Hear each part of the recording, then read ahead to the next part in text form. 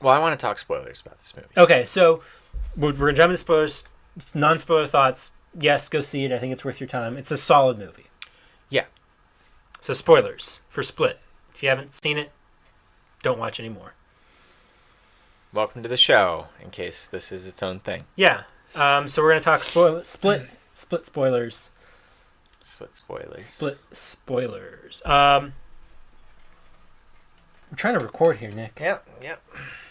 That can be ignored. God. I'm going to start a no phone policy here soon. More like no fun policy. Yeah, no fun policy, no fun allowed. So, spoilers for Split. I think it's solid. I just don't think it's resolved very well. Okay. That's my biggest complaint. Here's the with this. thing.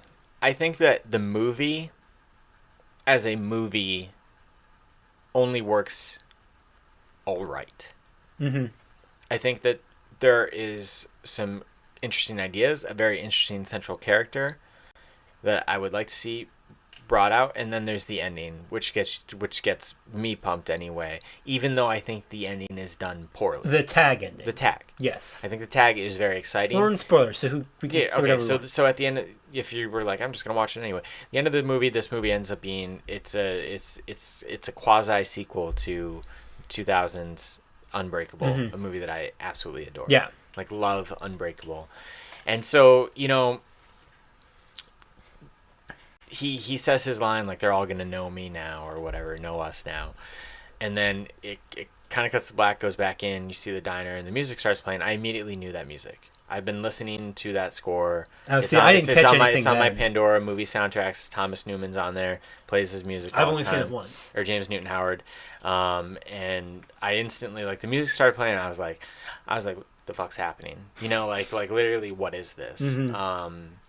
Like, why? Like, I knew it was Unbreakable, and then but the way that is done, and I haven't really heard anyone throw this shade at this movie. Okay. With the woman saying, like, that's just like that guy in the wheelchair 15 years ago. What was his name? And then Bruce Willis, his name was Mr. Glass. Like, that just felt really, that was kind of ridiculous to me. I just feel like it's not like that guy at all. Yeah. And I don't think that she would say that in that moment. Well, I think that's one of my biggest problems with this movie is a lot of the dialogue. It feels very just, I'm going to explain exactly what's going on to the people who, this is not how I would say this in a conversation. I wouldn't, if I had I don't know, I'm not a therapist or a doctor, but like, I wouldn't feel the need to re-explain to a patient, oh, yes, of course, all 23 of your identity. Like, just some of that stuff seemed kind of ridiculous, and I'm like, this just doesn't come off natural. Especially because it was pretty clear to us, and certainly she knew, that all of his identities were aware of the disorder. Mm-hmm. It wasn't like they were in denial and they didn't know about each other. Yeah. They were very much aware, so, like, why would she say that stuff? It actually doesn't make any sense. Just a lot of just very expository, I'm like, you don't need to...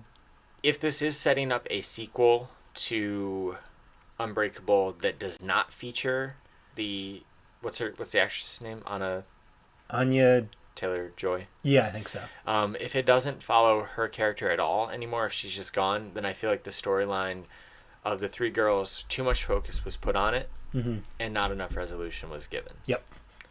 But if she is going to play a role in whatever happens, because what they've established with Unbreakable and now this is that these powers are brought out from extreme moments of hardship and grief. Mm-hmm. And so for the idea that maybe because of her being molested by her uncle and then going through this, that somehow something comes out of her, and it is this battle of, like, maybe Bruce Willis trying to get to her and maybe him trying to get to her, and is she mm-hmm. going to be good or is she going to be bad, then that would be very interesting. Mm-hmm. But if she's not part of it, then the main setup of this movie is ineffective. Yeah.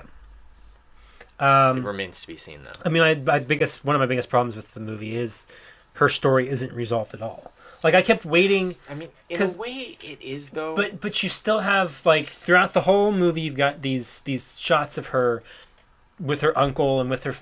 And at first, I'm like, was she kidnapped by both of these? Like, you weren't totally sure they were her. Like, one of them was even a real parent at first, and I was like, something clearly feels off here. And then obviously, she's.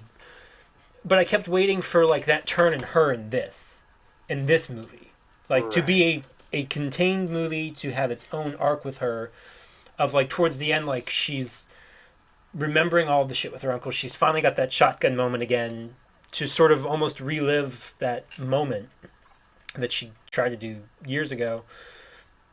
But, and then you see McAvoy's flashback of his mother, like, attacking him and shit. Like, I was waiting for her turning point, some kind, maybe even a personality disorder in her, like that moment of, like, just some kind of like, even when she's talking to the cop and the cop's like, "Oh, your uncle's here to pick you up," and it's like, and it just kind of pans up and like, well, The way that she looks at the cop and the way the cop looks back at her, I think that there's a lot relayed in that moment. Sure. Either she's about to explain it, or the cop is about to like be like, is "There's that clearly something going on here. Mhm. There's some reason that you don't want to go back to him." yeah, And I also think that the experience in the way that she does want to fight back in a way is indication that she won't put up with the uncle's shit anymore, regardless. Mhm.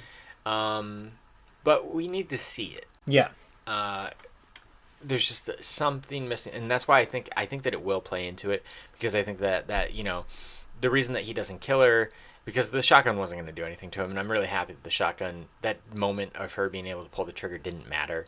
It was really him recognizing in her that she's seen shit.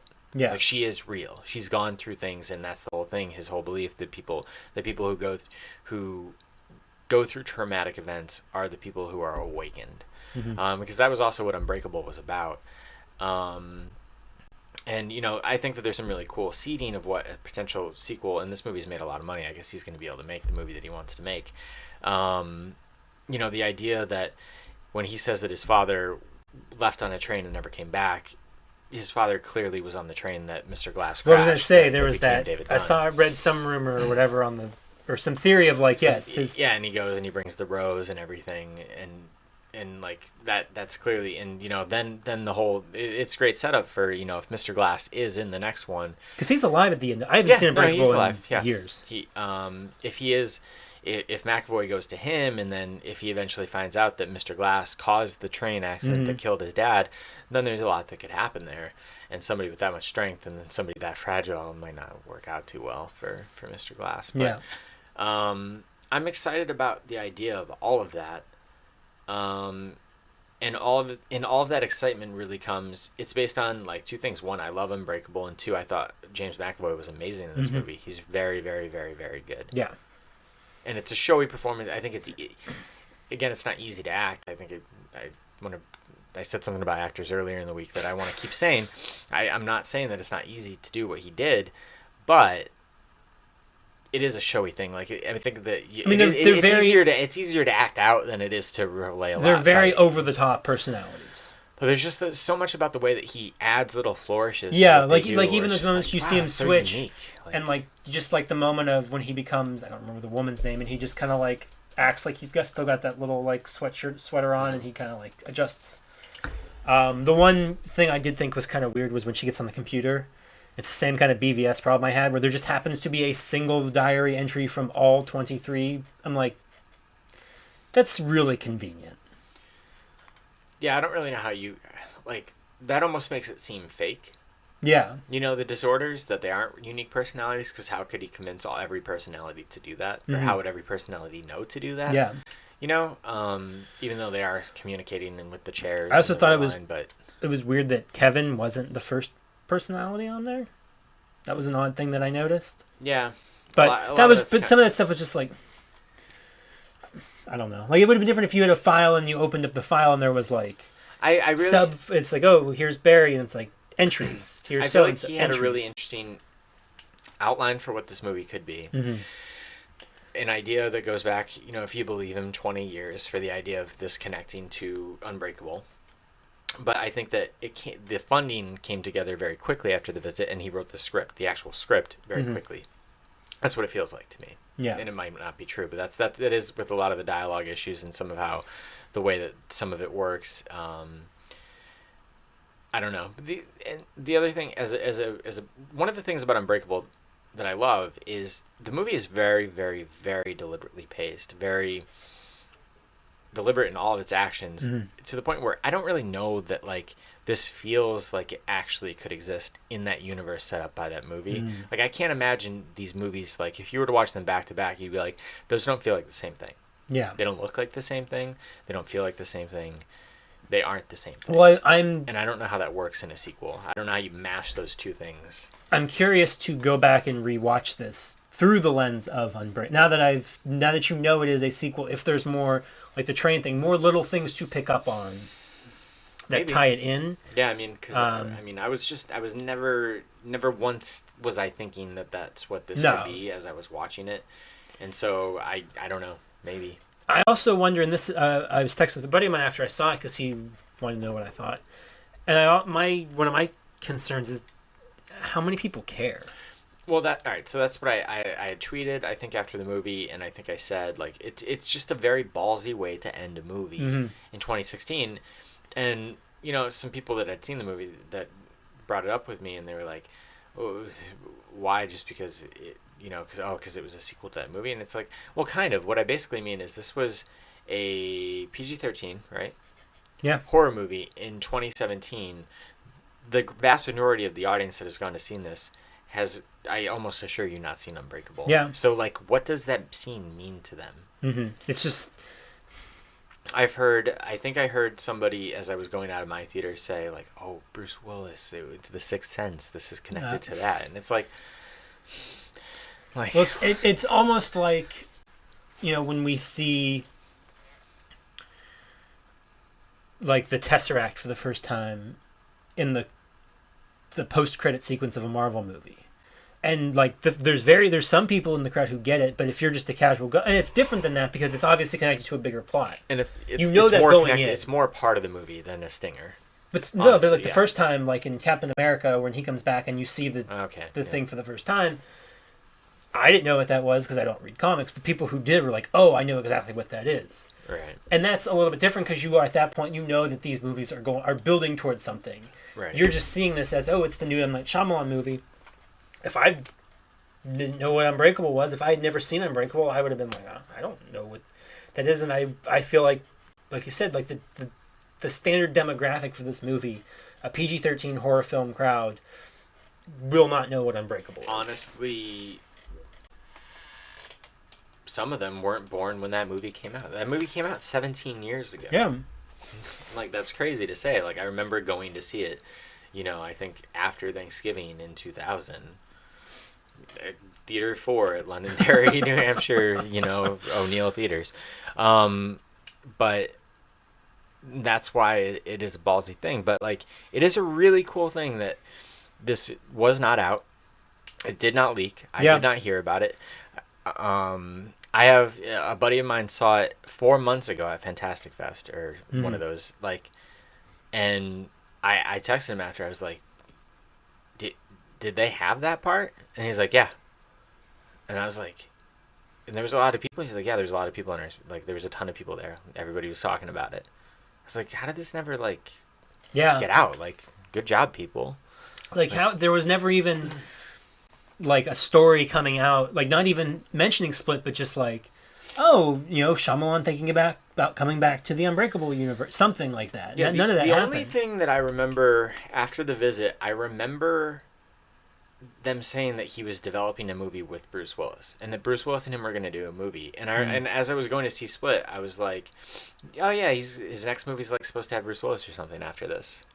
I was just like, I wonder what that's going to be, because it just seems like he's pumping out movies a lot sooner than he did.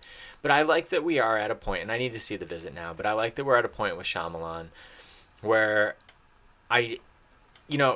5 years ago, 2 years ago, honestly, if I had heard that he was going to make an Unbreakable sequel, I would have been like, well, that's going to be awful because this guy doesn't make good movies anymore. But now... And now I still don't know. Again, I don't know how these two things mix together. But I'm at least very intrigued by the idea of what it could be, and I kind of think he can do it. Mm-hmm. I'm not entirely sold, but I kind of think that he can do it now. But, I mean, you go back and you think about how awful After Earth and... the Wind movie, The Happening, and Avatar. I was joking Lady in the Water are. It's just so bad. We're getting a Shyamalan cinematic universe.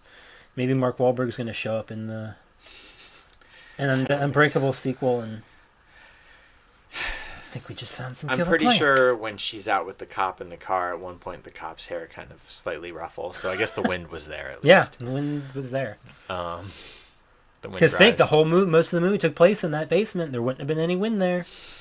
It really is kind of a Shyamalan-essence, though. So we do have that. I mean, the movie $9 million budget's made over $100 million already. So That's really I if you had told me a few years ago that he would be making this much money on a movie again.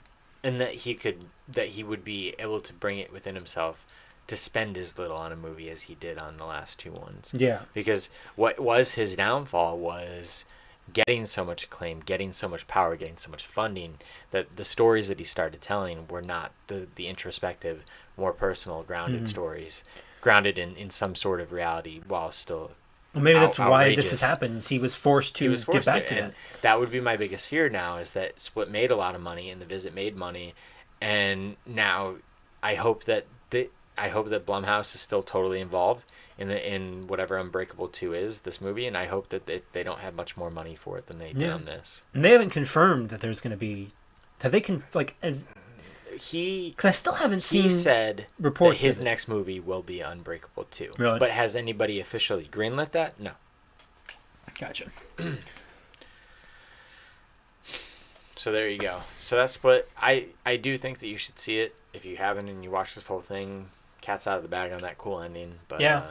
Did you agree though? I really hated that woman saying that, and I didn't think it sounded natural, and it was just like, it kind of ruined a cool moment for me a little bit. At the time, It's really preposterous for her to say that. I was okay with it because I think the